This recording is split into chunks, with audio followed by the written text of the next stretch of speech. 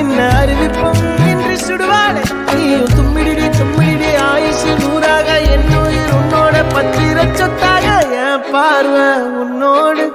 உன் பொம்மை கண்ணோடு பேசாமல் விண்ணோடு நாம் மிதந்து போவோம் காதாரா அடியா